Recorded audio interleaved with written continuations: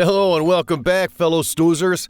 This is Walrus vs. Hippo, goaltender for the Winnipeg Walrus hockey team and amateur snoozologist. Today we're going to break down the film of an excellent battle between two bruising goons of the mammal world, the gargantuan tusk-wielding walrus and the deadly African herbivore, the hippopotamus. First we'll see what each of these first-round picks brings to the fight, then we'll see what happens when they drop the gloves. So you gotta watch to the end to see who lights the lamp and who ends up in the sin bin. If you have a video request that you'd like to see, then check out our Patreon page that's linked in the video description. Make sure that you slam your tusk down on that like button and subscribe to our channel to break away more epic battles. Strap your buckets on, fellas. This one's gonna be a barn burner, eh? The Walrus. Walrus are native to the Pacific, Atlantic, and Arctic oceans near the Arctic Circle. There are two subspecies of walrus, the Pacific and the Atlantic, with the Pacific subspecies being considerably larger and more migratory as they follow the ice edge north during the summer months and back south during the winter. These massive pinnipeds grow up to 12 feet long and can weigh an astounding 4,400 pounds. Walrus grow tusks that are actually just overgrown canine teeth. Male walrus tusks grow larger than females and regularly get to 3 feet in length. They use these teeth to haul themselves out of the ice, to break and maintain breathing holes in the ice, and sometimes they'll use them to anchor themselves to a piece of ice so that they can rest and float. Males use their tusks as weapons to maintain territory and dominance, and during mating season to defend their harem of females or cows from other males. Many males die each year from wounds obtained in mating dominance battles. Despite their impressive size, walrus can run as fast as a human over ground. Well, I'd like to get some skates on a walrus and put them in goal. In the water, they're quite graceful swimmers who can maintain a steady 4 miles an hour for long periods of time and can swim as fast as 25 miles an hour for short bursts. Walrus spend 2/3 of their life in the water and can stay submerged for 30 minutes at a time while they hunt the seafloor for their favorite food, shellfish. To find shellfish on the ocean floor, they use the whiskers on their faces known as mestacial vibrissae. These whiskers are as sensitive as human fingers. To maintain their impressive bulk, fully grown male walrus needs to consume over 150 pounds of shellfish a day.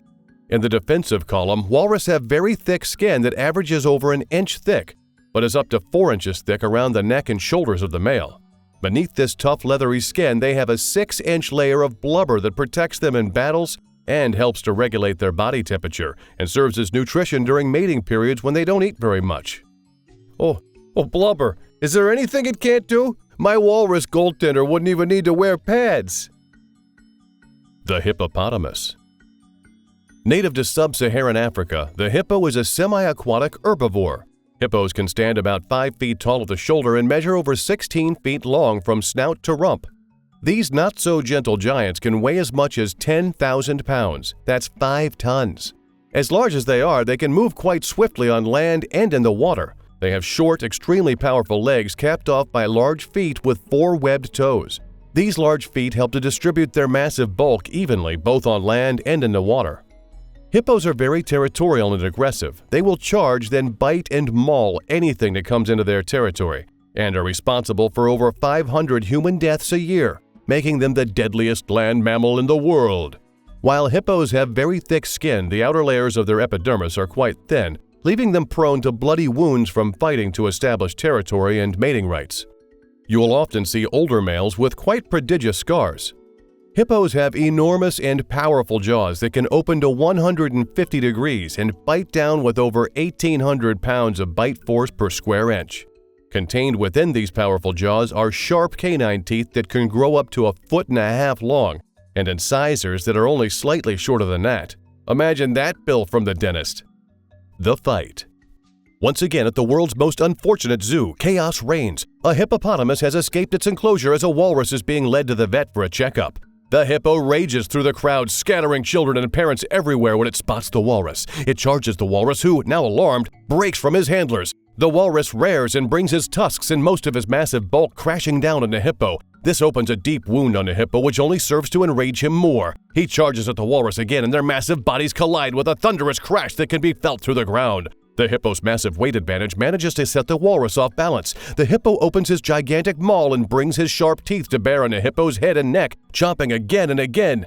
He seriously wounds the walrus as the zookeepers manage to hit him with a tranquilizer dart that first causes him to run off a short distance and finally collapse.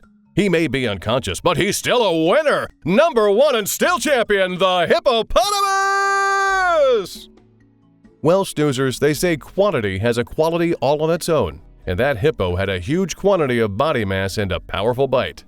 Hey, did that battle end the way you thought it would? Let us know what you think in the comment section below, and be sure to chomp that like button and subscribe to our channel to obliterate even more epic battles.